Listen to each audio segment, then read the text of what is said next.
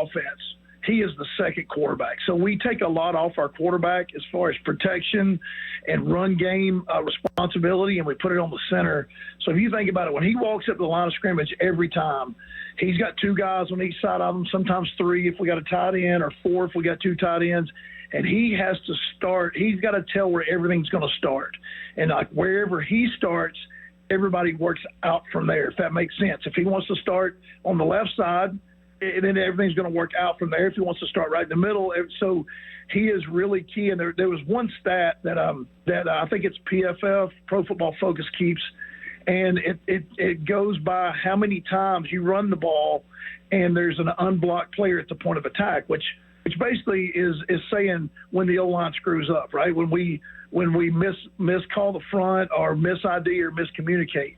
Well, for 3 years in a row, we are in the top 2 to 3 in the country in the least amount of unblocked players at the point of attack. And that goes back to Zach Frazier, where he was so good at communicating and he had such a good mind, spatial awareness, of being able to see linebackers and safeties. And, you get big sets, you get two tight end sets, or you get short yardage or goal line, and there's a lot of bodies down there. You're solely, as a coach, depending on that one guy to see what you want him to see and to start everything where you want it to start. And he did a phenomenal job of that. There was times, there's times we get down the goal line and the defense misaligns.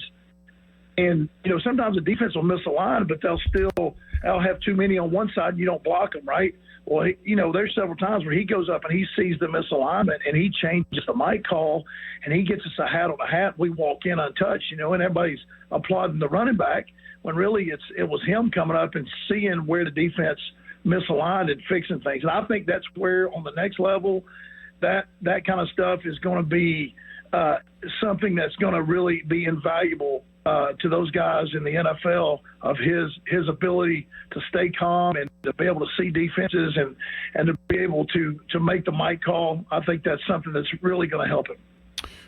When you were on the staff when he was being recruited, so you got a chance to see his recruitment process. I would imagine, just everything we know about him, it wasn't really hard to convince him to come to West Virginia, given he seems like a loyal guy, and it seems like that would be where he'd want to be, just his family and everything else. Well, it wasn't always like that. So when we came in here, the staff that we followed, and I knew several of those guys real well, and they weren't big on him.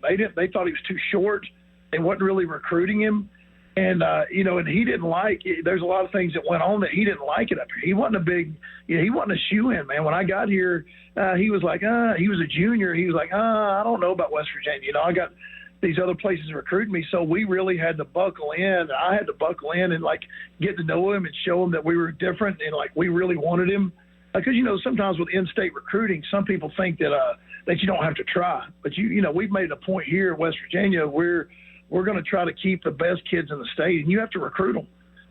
And it wasn't what you would think as far as him just being a shoe-in here. So we had to really recruit him and stay after him and build a relationship with him and his family. And once that was done, and once he's one of those dudes that once he said this is where he wanted to come, it was locked in after that. But yeah, early on it was a little hit and miss there early on. We had to get him up here and really do some recruiting on him to show him that this place is going to be able to develop him. He wasn't just an overly recruited guy out of high school. He wasn't like a 4-star, 5-star, anything like that. Played a lot of D-line, had a Stanford offer as a D lineman.